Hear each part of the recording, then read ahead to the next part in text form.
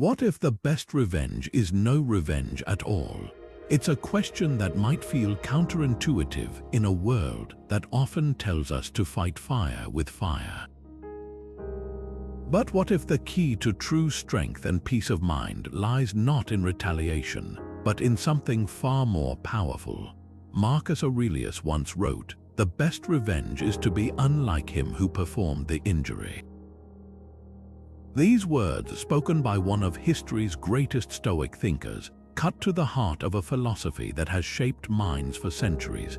Today, we're diving into why Stoics don't seek revenge and why you shouldn't either. We'll explore how principles like emotional control, rationality, and focusing on what we can control can transform not just how we respond to conflict, but how we live our lives. This isn't just ancient wisdom, it's a practical guide for navigating the challenges of modern life. So, if you've ever felt the pull of anger or the temptation to lash out, stick with me. What you're about to discover might just change the way you see everything. Stoicism teaches us that the only thing we truly control is our own mind. This might sound simple, but it's a profound idea when you really think about it. The Stoics believed that our thoughts, emotions, and actions are the only things within our power, not the behavior of others, not the circumstances we find ourselves in, and certainly not the outcomes we hope to achieve. When we try to control what's outside of us, like seeking revenge, we're setting ourselves up for frustration and disappointment. Why? Because revenge is often a reaction to something we can't control, the actions or intentions of someone else. Take Epictetus, one of the great Stoic philosophers, who said, "It's not what happens to you, but how you react to it that matters." This isn't just a catchy phrase, it's a cornerstone of Stoic thought. When someone wrongs us, our instinct might be to retaliate, to make them feel the pain they've caused us. But Stoics would argue that this reaction is misguided. By focusing on revenge, we're giving power to something external, something we can't control. Instead, they encourage us to turn inward, to focus on our own response. How can we act with integrity? How can we maintain our peace of mind, even in the face of injustice? Let's bring this into a modern context. Imagine you're at work and a colleague takes credit for your idea during a big meeting. Your first impulse might be to confront them angrily or even plot some way to get back at them. But here's the thing, that colleague's actions are outside your control. What you can control is how you respond. Maybe you choose to address the situation calmly and professionally, or perhaps you decide to let it go and focus on your own work. The Stoic approach isn't about being passive, it's about being strategic. It's about recognizing that revenge rarely solves anything. It often just escalates the conflict and leaves you feeling worse in the long run. So take a moment to reflect. Can you think of a time when someone wronged you? How did you respond? Did seeking revenge bring you peace, or did it leave you feeling more entangled in negativity? The Stoics would argue that true strength lies in letting go of the need for payback and instead focusing on what you can control, your own thoughts, emotions, and actions. This doesn't mean ignoring injustice or letting people walk all over you. It means choosing a path that preserves your inner peace and aligns with your values even when it's hard. By shifting your focus from external revenge to internal growth, you're not just practicing Stoicism, you're cultivating a mindset that can help you navigate life's challenges with clarity and resilience. And isn't that a far more powerful way to live? Does revenge ever truly restore balance? At first glance, it might seem like an act of retribution evens the score, but the Stoics saw it differently. They believed that revenge is more about feeding our emotions than achieving any real justice. It's a temporary salve for our anger, but it doesn't heal the wound. Instead, it often deepens it, creating a cycle of harm that spirals out of control. Think about it. When has revenge ever brought lasting peace? more often than not, it leaves us feeling emptier than before, stuck in a loop of resentment and regret. The Stoic philosopher Seneca put it bluntly: anger, if not restrained, is often more hurtful to us than the injury that provokes it. Revenge, at its core, is an emotional reaction, not a rational one. It's driven by the heat of the moment, not by a calm pursuit of fairness. And here's the thing: true justice isn't about emotional satisfaction. It's about restoring order, finding clarity, and moving forward in a way that uplifts rather than destroys. Revenge, on the other hand, tends to do the opposite. It fractures relationships, fuels hostility, and often leaves both parties worse off. History is full of examples where revenge led to devastating consequences. Take the story of Julius Caesar's assassination. His murderers sought revenge for what they saw as his tyrannical rule, but their actions didn't bring justice or stability to Rome. Instead, they plunged the empire into chaos, leading to years of civil war. Or consider the personal vendettas that have torn families and communities apart throughout time. Revenge rarely solves anything, it just adds more layers of pain. So, what's the alternative? The Stoics would argue that justice is best served by rising above our immediate emotions and seeking a higher perspective. It's about understanding that harming others doesn't undo the harm done to us. Instead of seeking revenge, we can focus on what's within our control: our own actions, our own growth, and our own ability to respond with wisdom rather than rage. Here's a question to reflect on: has revenge ever truly satisfied you? Think about a time when you might have felt wronged and how you responded. Did lashing out or seeking retribution bring you peace, or did it just prolong the hurt? The Stoics remind us that lasting satisfaction comes not from punishing others but from mastering ourselves. When we let go of the need for revenge, we create space for something far more powerful: inner freedom. Emotions are not the enemy, but letting them control us is. This is a core principle of Stoicism, one that doesn't ask us to suppress our feelings, but instead teaches us how to process them with clarity and purpose. Stoics believe that emotions like anger or resentment are natural, but they become destructive when we allow them to dictate our actions. The goal isn't to eliminate these feelings, but to observe them without being swept away. Think of it like standing on the shore while waves crash around you. You don't fight the waves, you simply choose not to let them pull you under. Marcus Aurelius, one of Stoicism's most famous practitioners, once wrote, "You have power over your mind, not outside events." Realize this and you will find strength.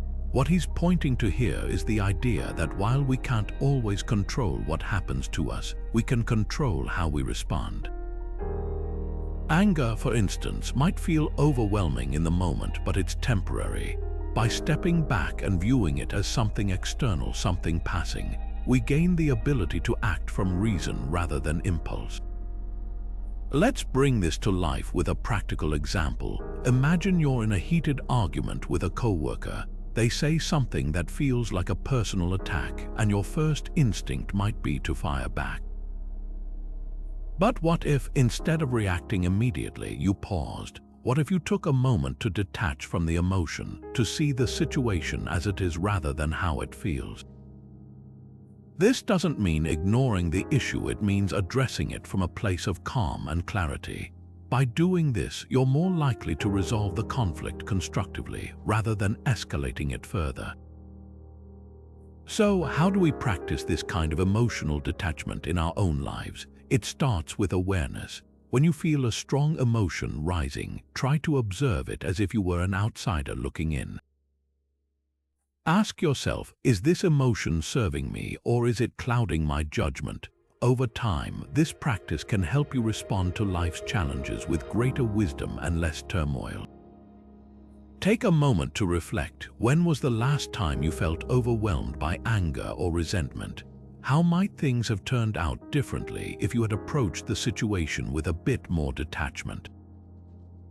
The beauty of Stoicism is that it doesn't demand perfection, it simply invites us to try one step at a time. Forgiveness is not about the other person, it's about freeing yourself.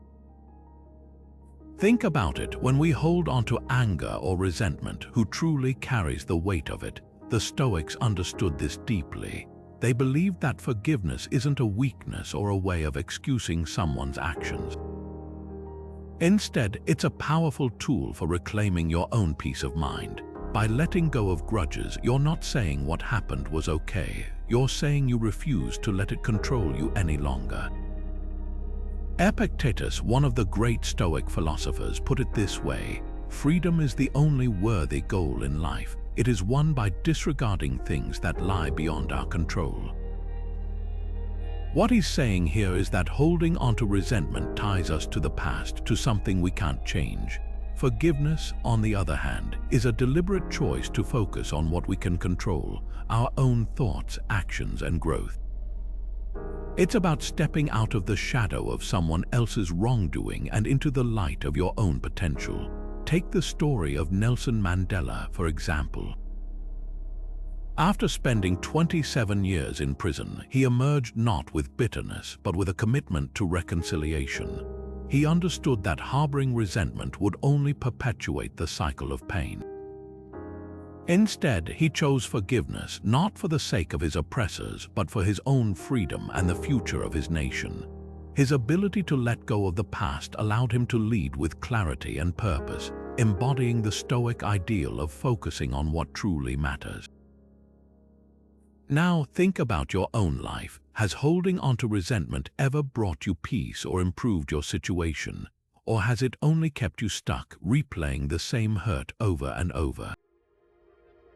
The Stoics invite us to ask ourselves these questions because they know that forgiveness isn't about the other person, it's about reclaiming your own life. When you choose to let go, you're not condoning what happened. You're choosing to prioritize your own well-being and growth. This is the power of forgiveness. It's a declaration that you won't let someone else's actions dictate your inner world. By releasing the burden of resentment, you create space for clarity, strength, and progress. It's not easy, but as the Stoics remind us, the things worth doing rarely are. What does retaliation really achieve in the long run? At first glance, it might feel like justice, like standing up for yourself or righting a wrong. But when you take a step back, retaliation often does little more than fuel the fire of conflict. The Stoics understood this deeply. They saw retaliation not as a solution, but as a distraction, one that pulls us away from what truly matters, our own growth and inner peace. Seneca, one of the great Stoic thinkers, put it this way: the best revenge is to be unlike him who performed the injury. In other words, stooping to the level of someone who wronged you doesn't elevate you, it drags you down. Instead of seeking revenge, the Stoics encouraged rising above the situation. They believed that by focusing on your own character and actions, you could break the cycle of harm rather than perpetuating it. History is filled with examples of retaliation leading to more pain and suffering. Think about feuds between nations, families, or even individuals. Each act of revenge often sparks another, creating an endless loop of conflict. A modern-day example might be workplace disputes, where a harsh word or action in response to a perceived slight can escalate tensions, making the environment toxic for everyone involved. But let's bring this closer to home. Can you think of a time when retaliation actually solved a problem for you? Chances are it didn't. It might have felt satisfying in the moment, but did it bring lasting peace or resolution? The Stoics would argue that true strength lies in resisting the urge to retaliate, in choosing to respond with wisdom and calm instead of anger and impulsiveness. By letting go of the need for revenge, you free yourself from the emotional weight of carrying that burden. You create space to focus on what you can control, your own thoughts, actions, and reactions. And in doing so, you not only protect your inner peace, but also set an example for others to follow. So, the next time you feel the urge to retaliate, ask yourself, is this really the path I want to take? Or is there a better, more stoic way forward? For Stoics, virtue is the highest good, far above the fleeting satisfaction of revenge. It's not just about doing the right thing, it's about becoming the kind of person who naturally acts with wisdom, courage, and justice in every situation. These virtues aren't abstract ideals, they're practical tools for living a life of meaning and resilience. When you focus on cultivating virtue, you rise above the chaos of emotions and external events, finding a deeper sense of fulfillment that revenge could never provide. Marcus Aurelius once wrote, "Waste no more time arguing what a good person should be one." This simple yet profound statement captures the heart of Stoic philosophy. It's not enough to know what's right, you must embody it. For Stoics, every decision, every action is an opportunity to practice virtue. When someone wrongs you, the virtuous response isn't to retaliate but to act with integrity, to choose justice over vengeance, and to demonstrate the strength of character that defines a Stoic.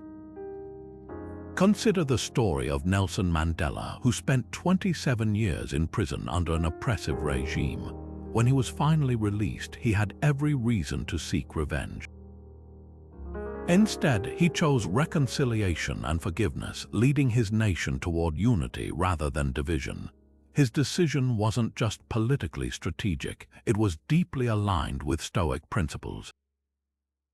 By prioritizing virtue over vengeance, Mandela transformed his suffering into a force for good, leaving a legacy that continues to inspire millions. So, how can you prioritize virtue in your own life?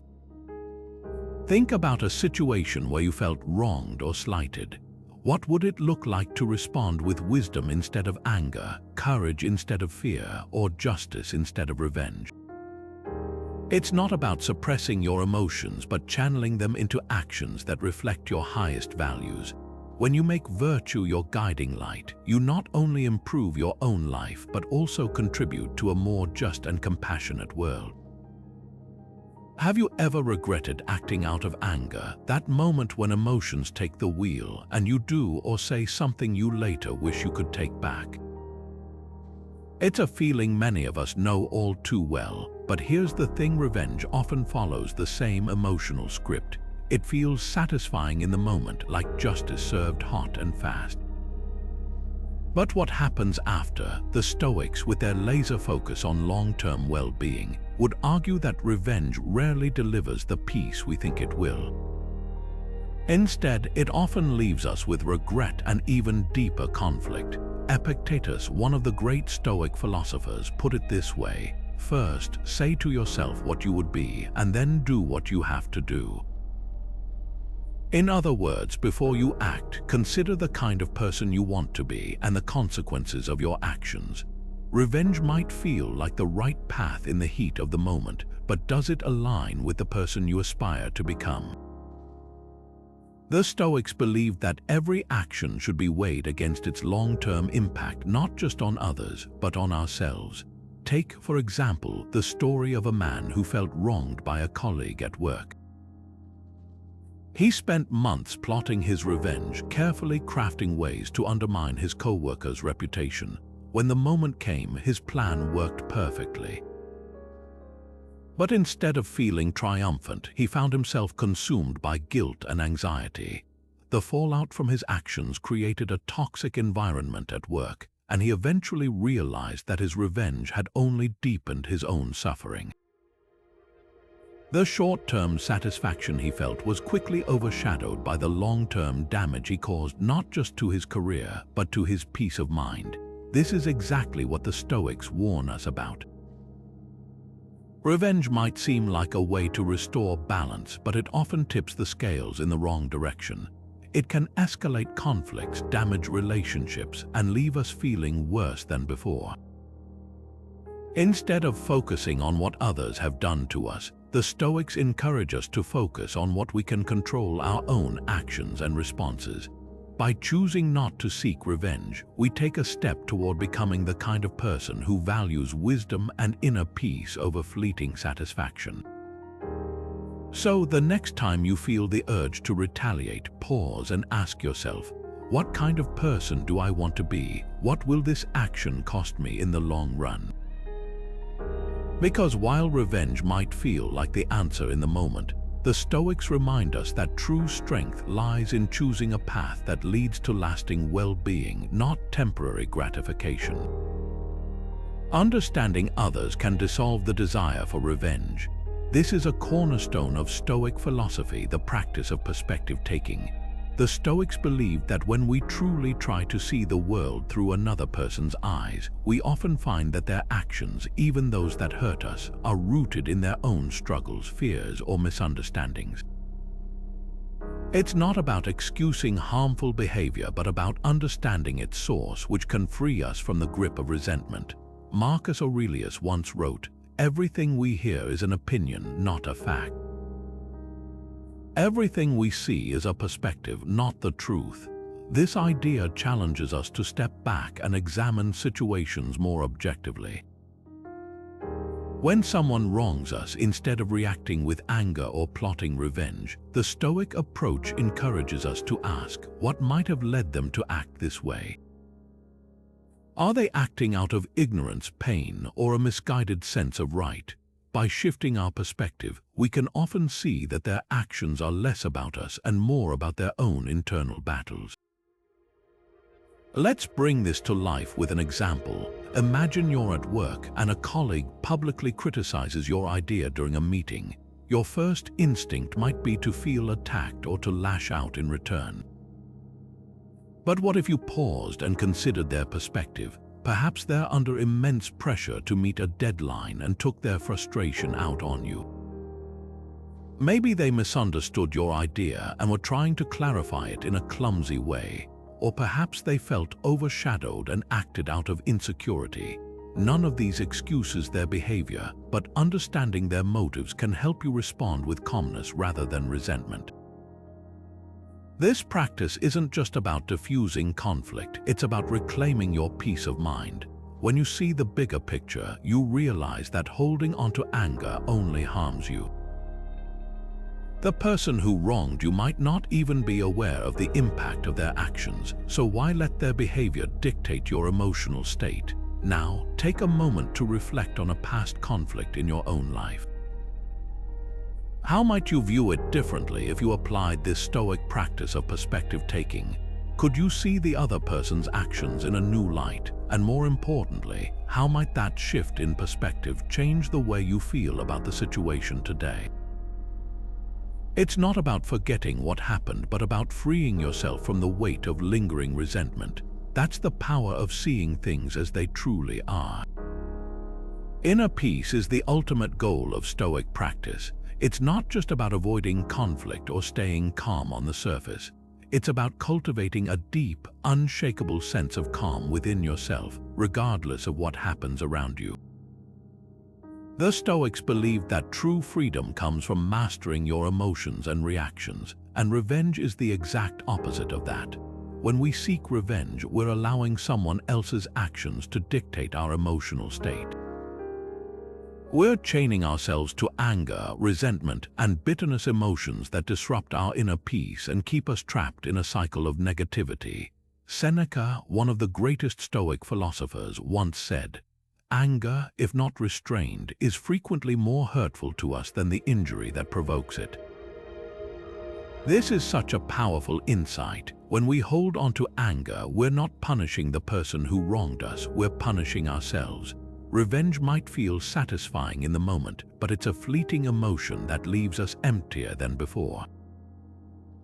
On the other hand, letting go of that anger, choosing not to seek revenge, frees us from the weight of those negative emotions. It opens the door to tranquility, to a state of mind where we're no longer at the mercy of others' actions. Let me share a story that illustrates this beautifully. There was a man who had been deeply wronged by a close friend, betrayed in a way that most of us would find unforgivable. For years, he carried the pain and anger with him, plotting ways to get back at his friend. But one day, he realized something. His anger was consuming him. It was stealing his joy, his energy, and his ability to move forward. So he made a choice. He decided to let it go. He didn't forgive his friend for the friend's sake. He did it for himself. By releasing that anger, he found a sense of peace he hadn't felt in years. He realized that revenge would have only kept him tied to the past, while letting go allowed him to reclaim his present and future. So, what does inner peace mean to you? Is it the absence of conflict, or is it something deeper? A quiet confidence that no matter what happens, you'll be okay. The Stoics teach us that inner peace isn't about controlling the world around us. It's about controlling our reactions to it. When we stop seeking revenge, we're not just choosing to rise above pettiness, we're choosing to prioritize our own well-being. We're choosing peace over chaos, clarity over confusion, and freedom over entanglement. And in doing so, we take a powerful step toward living a life of true tranquility and resilience. How do you handle anger when it arises? For most of us, anger is an immediate, visceral reaction, a fire that flares up without warning, but the Stoics offer a different perspective. They see anger not as something to be suppressed or denied, but as a natural emotion that requires careful management through rationality and self-awareness. Epictetus, one of the great Stoic philosophers, once said, "Any person capable of angering you becomes your master." Think about that for a moment. When we let anger take control, we hand over our power to the very thing or person that provoked us. The Stoics believed that unchecked anger clouds our judgment, distorts our perspective, and often leads to actions we later regret. Instead, they taught that we should pause, step back, and examine the situation with clarity and reason. Let's take a relatable example: road rage. You're driving and someone cuts you off. Instantly, your blood boils. The Stoic approach would be to pause and ask yourself, what did I expect? Did I expect every driver on the road to act perfectly? Of course not. People make mistakes and sometimes they act carelessly. By reminding yourself of this simple truth, you can diffuse the anger before it spirals out of control. It's not about ignoring your feelings, it's about choosing how you respond to them. So the next time you feel anger rising, take a moment to reflect. Ask yourself, is this emotion serving me? Is it helping me achieve my goals, or is it leading me away from them? By practicing this kind of self-awareness, you're not just managing anger, you're reclaiming your power to choose how you act, no matter what life throws your way. How might your life change if you approached anger with this kind of Stoic mindset? Time has a way of putting things into perspective, doesn't it? For the Stoics, this wasn't just a comforting thought, it was a fundamental principle. They saw time as a natural healer, a force that could bring clarity to even the most tangled emotions. Marcus Aurelius once wrote, "You have power over your mind, not outside events." Realize this and you will find strength. This idea reminds us that while we can't control what happens to us, we can control how we respond, and time often gives us the space to do so. Think about it. In the heat of the moment, anger or hurt can feel all-consuming. But as days, weeks, or even months pass, those emotions often lose their intensity. The Stoics recognized this pattern and used it to their advantage. Instead of clinging to resentment or seeking immediate revenge, they chose to step back and let time work its course. They understood that time doesn't just heal wounds, it also helps us see situations more clearly, free from the fog of raw emotion. Consider the story of a young man who felt deeply betrayed by a close friend. At first, he was consumed by anger and plotted ways to retaliate. But as the weeks went by, he began to reflect on the situation. Time gave him the chance to see his friend's actions in a broader context, what had driven them, what misunderstandings might have played a role. Slowly, he realized that seeking revenge wouldn't bring him peace. Instead, he chose to forgive and move forward, finding a sense of calm he hadn't thought possible. So, how has time helped you? Think about a moment in your life when you felt wronged or hurt. Maybe it was a betrayal, an argument, or a loss. At the time, it might have felt impossible to move past. But as time went on, did you find that your perspective shifted? Did you begin to see the situation in a new light? The Stoics would say that this is the power of time. It doesn't erase what happened, but it gives us the chance to grow, to heal, and to find peace. And that's something worth reflecting on. How often do you reflect on your reactions to conflict? It's easy to get caught up in the heat of the moment, letting anger or frustration dictate our actions.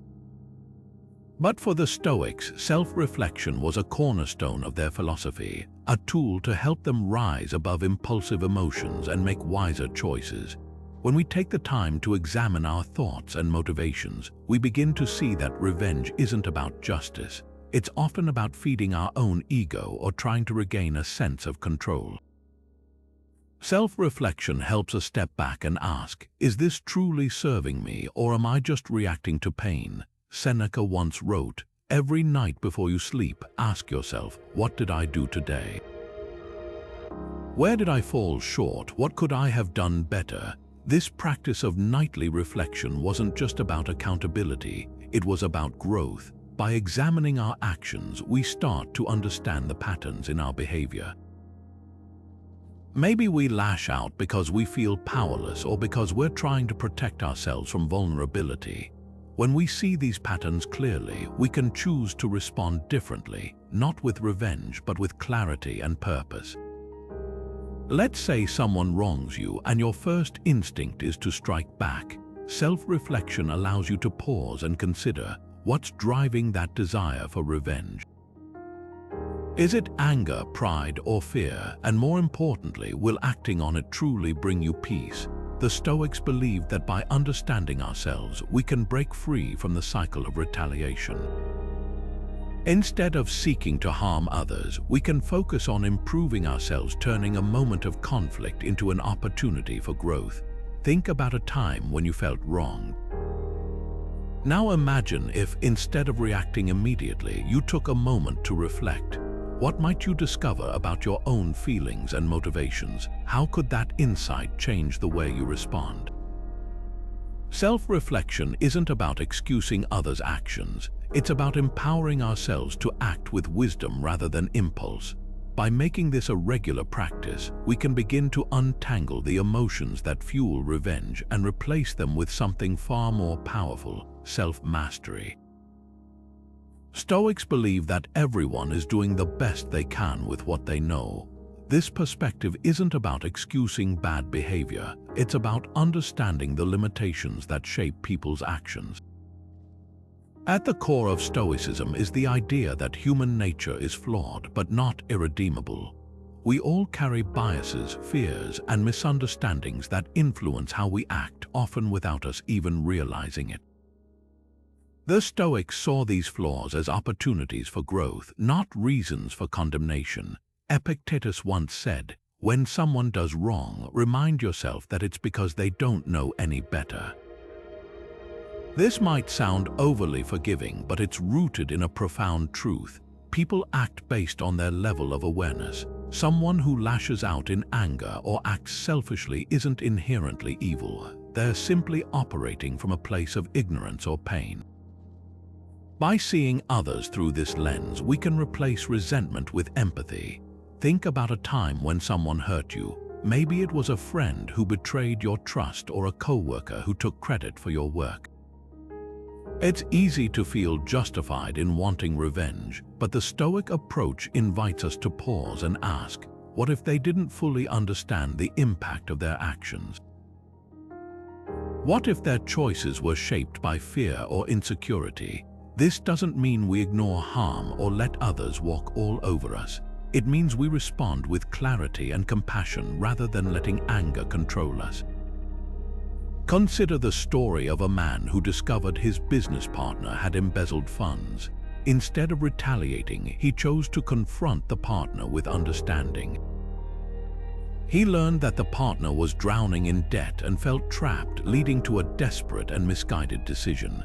By choosing dialogue over punishment, they were able to rebuild trust and create a stronger partnership. This kind of response doesn't just heal relationships, it transforms them. So, how do you view the actions of others? Do you see them as malicious, or do you consider the possibility that they're struggling with their own limitations? When we shift our perspective, we not only reduce the desire for revenge, but also open the door to deeper connections and personal growth. It's not about letting others off the hook. It's about freeing ourselves from the weight of bitterness and choosing a path that aligns with our highest values. Sometimes the strongest response is no response at all. For the Stoics, silence wasn't just the absence of words, it was a deliberate choice, a way to reclaim power and maintain control in the face of provocation. When someone wrongs us, our first instinct might be to lash out, to retaliate, to make sure they feel the sting of our anger. But the Stoics understood that reacting in the heat of the moment often gives away our power. Instead, they taught that silence can be a profound act of strength, a way to rise above the noise and preserve our dignity. Marcus Aurelius, one of the most revered Stoic philosophers, once wrote, "You have power over your mind, not outside events." Realize this and you will find strength. This idea is especially relevant when it comes to handling conflict. Silence isn't weakness, it's a conscious decision to focus on what we can control. Our own thoughts, emotions, and actions, rather than getting swept up in the chaos of someone else's behavior. It's about choosing not to engage with negativity, not because we're afraid, but because we recognize that our peace of mind is worth more than any fleeting satisfaction revenge might bring. Think about it. When someone says something hurtful or tries to provoke you, responding with silence can completely shift the dynamic. Instead of escalating the situation, you create space to think, to breathe, to respond thoughtfully rather than react impulsively. Imagine a coworker making a snide comment during a meeting. Rather than firing back, you simply stay quiet, maintaining your composure. That silence can be deafening. It sends a clear message. You won't be drawn into their drama, and their words don't have the power to shake you. This isn't just theory, it's a practice that can transform how we navigate conflict in our daily lives. Silence gives us the chance to step back, to assess the situation objectively, and to act from a place of calm rather than chaos. It's a reminder that we don't have to meet every insult with a counterattack, that sometimes the best way to win is to refuse to play the game at all.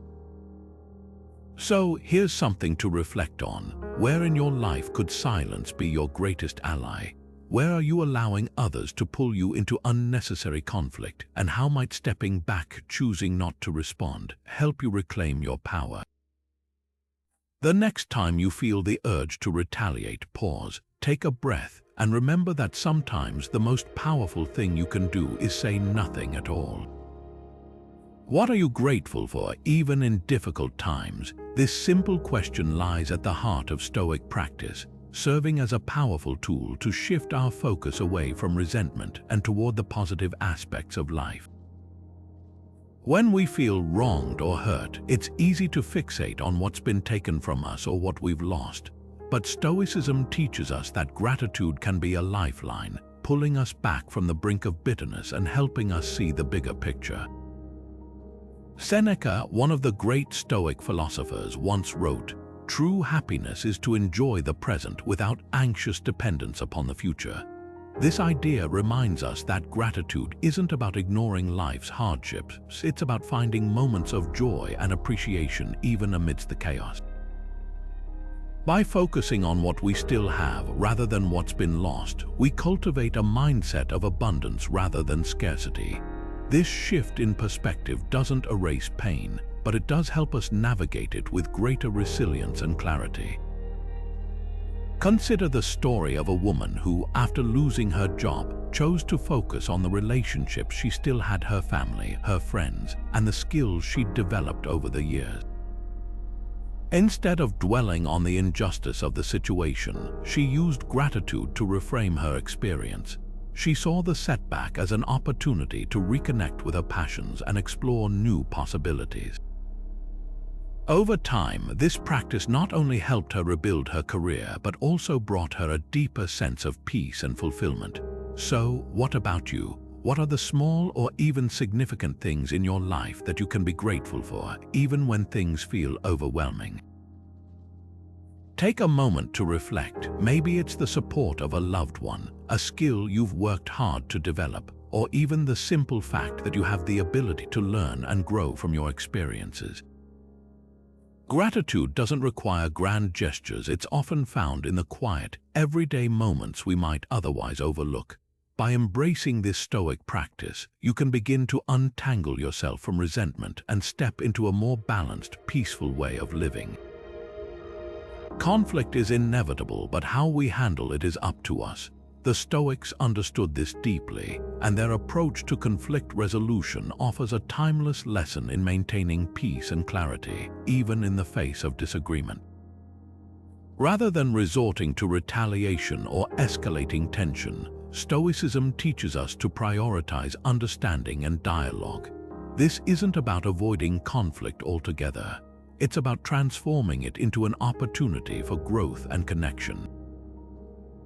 Epictetus, one of the great Stoic philosophers, once said, "We have 2 ears and 1 mouth so that we can listen twice as much as we speak."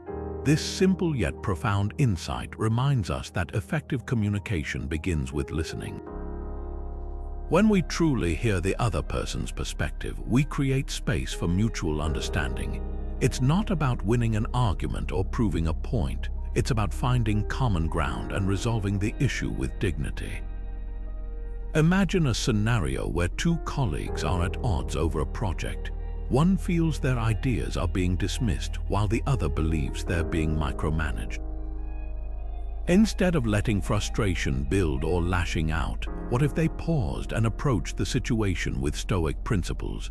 By opening a calm, honest dialogue, they could express their concerns without blame and actively listen to each other's needs. This kind of conversation doesn't just resolve the immediate conflict, it strengthens the relationship and builds trust for the future. So, how do you approach conflict in your own life? Do you find yourself reacting impulsively, or do you take a moment to reflect before responding? The Stoic way invites us to step back, assess the situation objectively, and choose words and actions that align with our values rather than our emotions.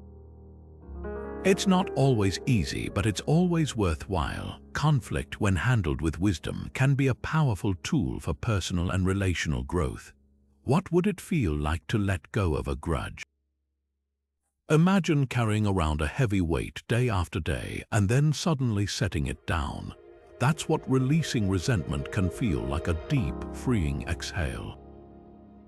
For the Stoics, letting go wasn't just about moving on, it was about reclaiming your peace and power. Marcus Aurelius once wrote, "You have power over your mind, not outside events." Realize this and you will find strength. Letting go of grudges is about recognizing that holding onto anger or bitterness only hurts you, not the person who wronged you. It's like drinking poison and expecting the other person to suffer. Take the story of a man named John, who spent years harboring resentment toward an old colleague who had betrayed him. It consumed his thoughts, colored his interactions, and even affected his health. But one day he decided to stop. He didn't forgive because the colleague deserved it. He forgave because he deserved peace.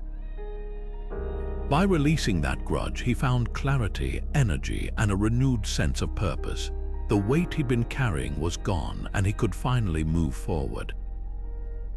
This is the Stoic practice of letting go in action. It's not about pretending the wrong didn't happen or excusing bad behavior. It's about choosing not to let that past event control your present or future. When you release resentment, you're not doing it for the other person, you're doing it for yourself. You're choosing to focus on what's within your control, your thoughts, your actions, and your peace of mind. So, what's something you've been holding onto that might be weighing you down? Is there a grudge, a past hurt, or a lingering resentment that no longer serves you? The Stoics remind us that letting go isn't a sign of weakness, it's an act of strength. It's choosing to prioritize your well-being over the need to cling to anger. And when you do, you'll find that the freedom you gain is worth far more than the grudge you've been carrying. True justice is about fairness, not punishment. For the Stoics, justice wasn't a tool for retribution or a way to settle scores. It was a virtue, a guiding principle that helped them navigate life with balance and integrity. They believed that justice at its core was about treating others as equals, ensuring fairness in all interactions, and acting with a sense of duty toward the greater good. This wasn't just about following laws or rules, it was about cultivating an inner sense of equity and harmony. Seneca, one of the most influential Stoic philosophers, put it this way: "He who is brave and temperate, he who is just, does not act because he sees something in it for himself, he acts because it is right." This idea captures the essence of Stoic justice perfectly. It's not about what you gain or how you can even the score. It's about doing what's fair, even when it's hard, even when it doesn't benefit you directly. Justice for the Stoics was a form of self-discipline, a way to align your actions with virtue. Let's bring this idea to life with an example. Imagine you're in a situation where someone has wronged you. Maybe a coworker took credit for your idea, or a friend betrayed your trust.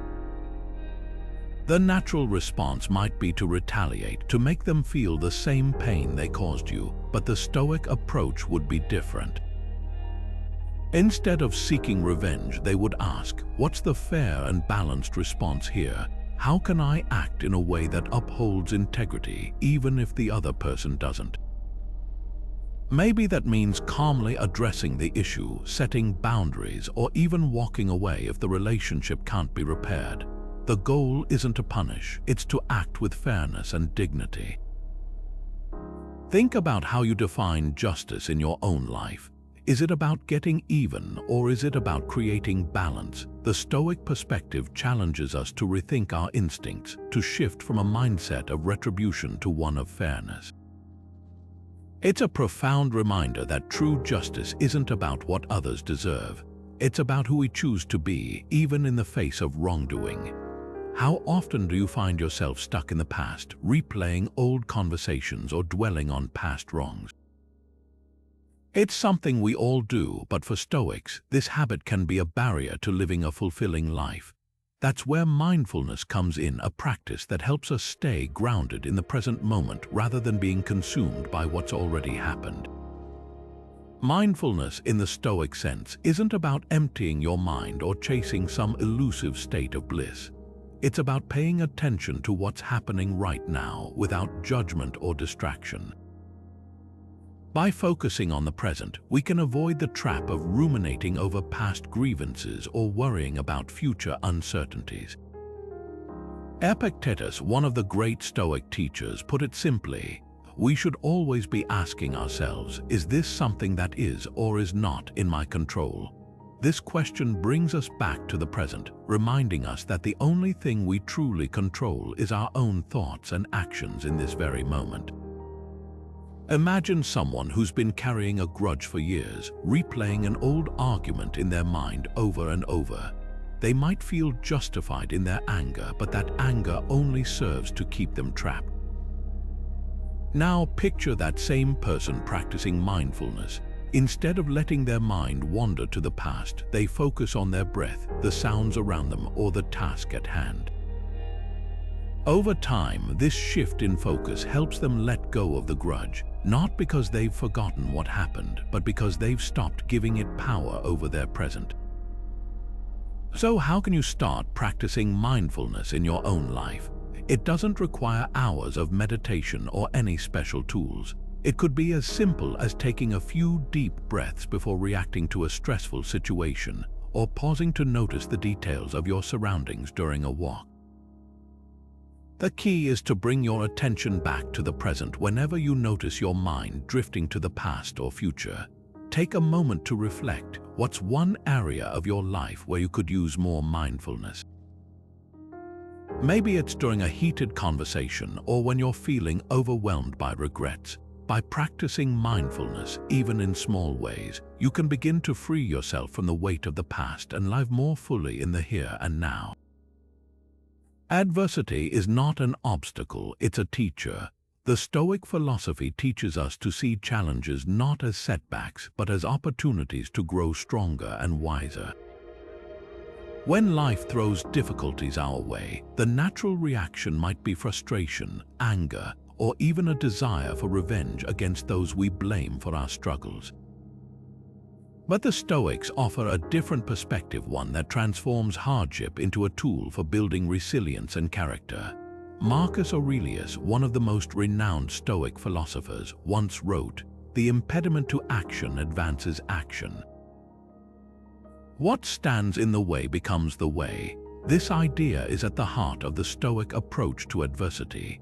Instead of viewing obstacles as things to avoid or resent, we're encouraged to embrace them as part of our journey. Every challenge, every setback is a chance to practice virtues like patience, courage, and self-discipline. By reframing adversity in this way, we stop seeing ourselves as victims and start seeing ourselves as students, learning from every experience life brings. Take, for example, the story of someone like Nelson Mandela. Faced with decades of imprisonment, he could have succumbed to bitterness or sought revenge against those who imprisoned him. Instead, he used his time to reflect, grow, and prepare himself to lead a nation toward reconciliation. His ability to turn suffering into strength is a powerful example of the Stoic principle in action. Adversity didn't break him, it shaped him into the leader he became. So, how do you view the challenges in your own life? Do you see them as unfair burdens or as opportunities to grow? The next time you face a difficult situation, try asking yourself, what can I learn from this? How can this make me stronger? By shifting your perspective, you're not just enduring adversity, you're using it to become a better version of yourself. And that's the true power of the Stoic mindset. How does humility shape your reactions to conflict? At first glance, it might seem counterintuitive. Why would humbling yourself help in moments of anger or betrayal? But for Stoics, humility is a cornerstone of emotional resilience and ethical living. It's not about diminishing your worth, it's about recognizing that everyone, including yourself, is imperfect. When you embrace humility, you're less likely to let ego drive your decisions, especially when the temptation for revenge arises. Seneca, one of the great Stoic thinkers, put it best: "No man is more unhappy than he who never faces adversity." For he is not permitted to prove himself. In other words, humility allows us to see challenges, even personal slights, as opportunities to grow rather than reasons to lash out. When someone wrongs you, humility reminds you that you too have made mistakes. It shifts your perspective from "how dare they" to "what can I learn from this?" This mindset doesn't excuse harmful behavior, but it does help you respond with clarity rather than rage. Consider the story of a manager who was publicly criticized by a colleague during a team meeting. Instead of retaliating or letting anger take over, the manager chose to approach the situation with humility. They acknowledged their own shortcomings in the project and used the criticism as a chance to improve. Over time, this approach not only diffused the tension but also earned the respect of the entire team. By choosing humility over revenge, the manager turned a potentially toxic situation into an opportunity for growth and connection. So, how can you practice humility in your own life? Start by reflecting on moments when you felt wronged. Ask yourself, did my ego play a role in how I reacted? Could I have approached the situation with more understanding or patience? Humility isn't about letting others walk all over you. It's about rising above the impulse to strike back and choosing a path that aligns with your values. By doing so, you not only avoid the destructive cycle of revenge, but also cultivate a sense of inner peace that's far more satisfying than any fleeting moment of retribution. Everything is temporary, including our anger. The Stoics understood this deeply, and they used the concept of impermanence to help free themselves from the weight of grudges and resentment. Think about it, when we hold on to anger, we're essentially clinging to something that, by its very nature, is fleeting. Emotions rise and fall like waves, and yet we often act as if they're permanent fixtures in our lives. This is where Stoic wisdom offers a powerful perspective shift. Marcus Aurelius once wrote, "You could leave life right now. Let that determine what you do and say and think." At first glance, this might sound morbid, but what he's really pointing to is the impermanence of life itself. If life is so brief and unpredictable, why waste even a moment of it on anger or bitterness? The Stoics believed that by embracing the temporary nature of everything, our emotions, our circumstances, even our lives, we could find freedom. When we truly internalize that nothing lasts forever, including our grudges, it becomes easier to let go. Let's take a practical example. Imagine someone cuts you off in traffic. In the heat of the moment, you might feel a surge of anger. But if you pause and remind yourself that this feeling, like all feelings, will pass, you can choose not to let it define your day. The Stoics would argue that the person who wronged you is also subject to the same impermanence. Their actions, their anger, even their existence are temporary. This awareness doesn't excuse their behavior, but it helps you detach from the emotional weight of it. So, how do you view the temporary nature of your own emotions? Do you see them as something to cling to, or as fleeting experiences that come and go? The Stoics challenge us to observe our feelings without becoming enslaved by them. By recognizing that anger, like all emotions, is transient, we can choose not to let it control us. This doesn't mean suppressing what you feel. It means acknowledging it, understanding its impermanence, and then letting it go. This perspective isn't just about freeing yourself from grudges, it's about reclaiming your peace of mind. When you stop holding on to what's temporary, you make room for what truly matters. And in a world where everything is always changing, that's a skill worth cultivating. How can compassion change the way we respond to conflict? It's a question that lies at the heart of Stoic philosophy, and the answer reveals a powerful truth. Compassion doesn't just soften our hearts, it transforms our perspective. For the Stoics, compassion wasn't about weakness or surrender. It was a deliberate choice to rise above anger and the desire for revenge. When we choose compassion, we choose to see others not as adversaries, but as fellow human beings navigating their own struggles. This shift in mindset is what allows us to break free from the cycle of retaliation and find peace within ourselves. Epictetus, one of Stoicism's greatest teachers, put it this way: "When someone does you wrong, consider this: what is their understanding of good and evil?" When you see this, you'll feel compassion rather than anger or hatred. This simple yet profound idea reminds us that people often act out of ignorance or misunderstanding, not malice. By practicing empathy, we can detach from personal offense and respond with clarity and wisdom. Take, for example, the story of a man named Marcus, who discovered his business partner had betrayed him, siphoning funds and leaving the company in ruins. At first, Marcus was consumed by rage and plotted to ruin his partner's reputation in return. But then he remembered the Stoic principle of compassion. Instead of seeking revenge, Marcus chose to confront his partner with understanding, asking what had driven him to such actions. What he discovered was a man drowning in debt and desperation. By choosing compassion over vengeance, Marcus not only resolved the conflict amicably, but also preserved his own peace of mind. Stoicism teaches us that revenge is a self-defeating pursuit.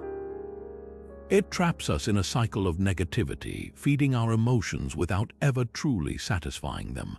Compassion, on the other hand, liberates us. It allows us to rise above the hurt and see the bigger picture. So, how can you practice compassion in your own life? The next time someone wrongs you, pause and ask yourself, what might they be going through? What drives their actions? By seeking to understand rather than retaliate, you'll find that compassion not only disarms conflict but also strengthens your inner resilience. Self-discipline is the foundation of Stoic practice. It's the quiet strength that allows us to pause, reflect, and choose our responses rather than being swept away by the tide of emotions. For Stoics, self-discipline isn't about denial or punishment, it's about empowerment. It's the tool that helps us align our actions with reason, even when anger, frustration, or the desire for revenge threatens to take over. Seneca, one of the great Stoic philosophers, once said, "The greatest remedy for anger is delay." This simple yet profound idea highlights the power of self-discipline. By delaying our reactions even for a moment, we create space to step back, assess the situation, and act from a place of wisdom rather than impulse. It's in that pause where we reclaim control over our lives. Think about a time when you felt wronged. Maybe someone cut you off in traffic or said something hurtful. In that moment, the immediate urge might be to lash out, to retaliate. But self-discipline gives us the ability to resist that urge. It's not about suppressing emotions, but about channeling them constructively. Instead of escalating a conflict, we can choose to de-escalate it, to respond with calm and clarity. Here's a practical example. Imagine you're in a heated argument with a colleague. They criticize your work unfairly, and your first instinct is to fire back with equal harshness. But if you pause, take a deep breath, and remind yourself of what truly matters, your values, your long-term goals, even the relationship itself, you might respond differently. You might acknowledge their frustration without agreeing to their criticism, or you might propose a solution to move forward. That's self-discipline in action. Now consider this. How can you strengthen your own self-discipline? What small, consistent habits can you build to create that pause between stimulus and response? Maybe it's setting aside a few minutes each day for reflection, or practicing mindfulness to become more aware of your emotional triggers. The key is to start small and stay consistent. Over time, these habits can transform how you navigate challenges, not just in moments of conflict, but in every aspect of your life. Self-discipline isn't about perfection, it's about progress. It's about choosing to act with intention, even when it's difficult. And in doing so, we not only avoid the pitfalls of revenge, but also cultivate a deeper sense of inner peace and resilience. What does true happiness mean to you? Is it something you chase in the world around you, or does it come from within? For the Stoics, the answer is clear. Happiness is not something you find in external events, achievements, or even in getting even with those who have wronged you. Instead, it's a state of mind, a calm, unshakable inner peace that remains steady no matter what life throws your way.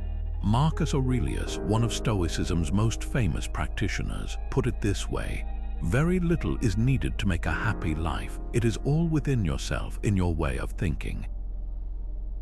This simple yet profound idea reminds us that happiness isn't tied to what happens to us, but how we choose to respond to it.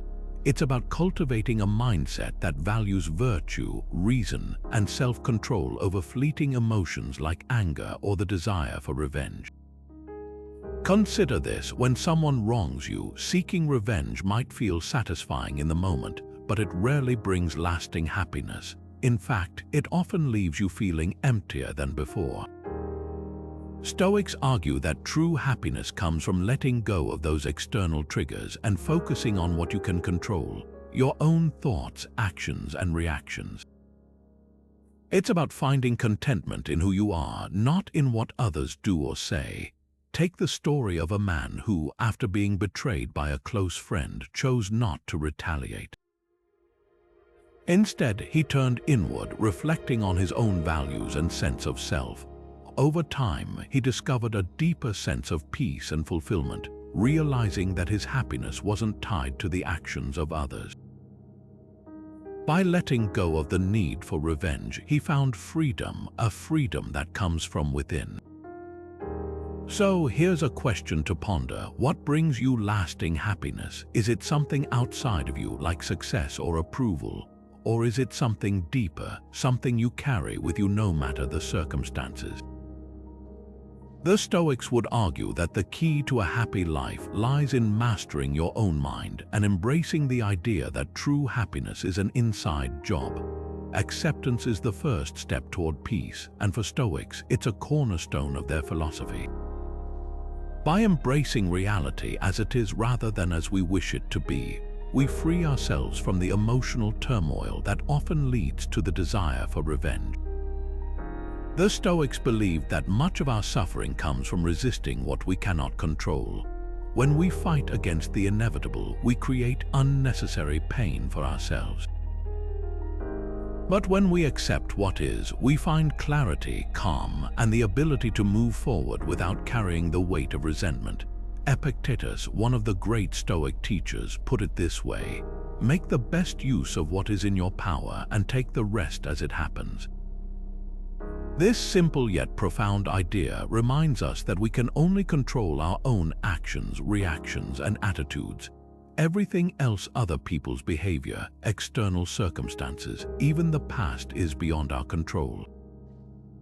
Acceptance, then, isn't about giving up or being passive. It's about recognizing what we can and cannot change. By focusing our energy on what's within our power, we avoid the trap of seeking revenge, which often only deepens our pain and prolongs our suffering.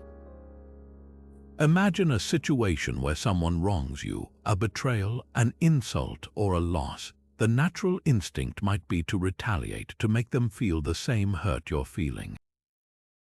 But the Stoic approach would be to pause and ask, what can I control here? You can't change what's already happened, and you can't control how the other person behaves. What you can control is how you respond. By accepting the situation and choosing not to react with anger or vengeance, you reclaim your power. You refuse to let their actions dictate your peace of mind. Take, for example, a conflict at work. A colleague takes credit for your idea and you feel frustrated and overlooked.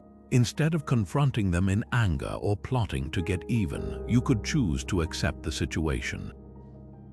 This doesn't mean you condone their behavior or ignore the injustice. Instead, it means you acknowledge what's happened and decide where to direct your energy. You might focus on improving your own performance, building stronger relationships with others, or even having a calm conversation with the colleague later. By accepting what you can't change, their actions, you free yourself to act with wisdom and integrity. Now, think about your own life. What's something you're struggling to accept? Is it a past mistake, a current challenge, or a relationship dynamic that feels out of your control? The Stoic practice of acceptance invites you to let go of the fight against what you can't change. It's not easy, and it doesn't happen overnight, but each time you choose acceptance over resistance, you take a step toward inner peace and away from the need for revenge. What would it feel like to release that burden and focus instead on what truly matters? Your growth, your values, and your ability to move forward with grace.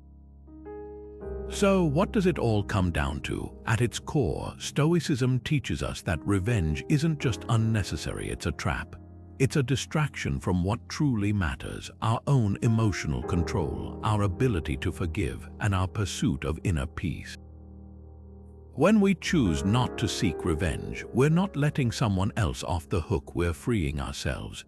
We're choosing to focus on what's within our control, rather than letting someone else's actions dictate our emotions or our behavior. Stoicism reminds us that resentment and anger are heavy burdens to carry. They weigh us down, cloud our judgment, and pull us away from the kind of life we want to live. Forgiveness, on the other hand, isn't about excusing someone else's behavior. It's about reclaiming your own peace. It's about refusing to let someone else's actions define your inner world. Seneca, one of the great Stoic thinkers, put it this way: "The best revenge is to be unlike him who performed the injury." Think about that for a moment. True freedom comes not from striking back, but from rising above. It's about refusing to be dragged into the same cycle of negativity that hurt you in the first place. Now, I want to leave you with a challenge. Think about a situation in your own life where you felt wronged. How might you approach it differently if you applied these Stoic principles? How might letting go of resentment change the way you feel and the way you live? If this resonates with you, I'd love to hear your thoughts. Drop a comment below and let me know how Stoicism has helped you navigate challenges in your life. And if you're hungry for more wisdom like this, don't forget to subscribe. Together, we can explore how these timeless ideas can help us live better, more fulfilling lives. Thanks for watching, and remember, the greatest victory isn't over others, it's over ourselves.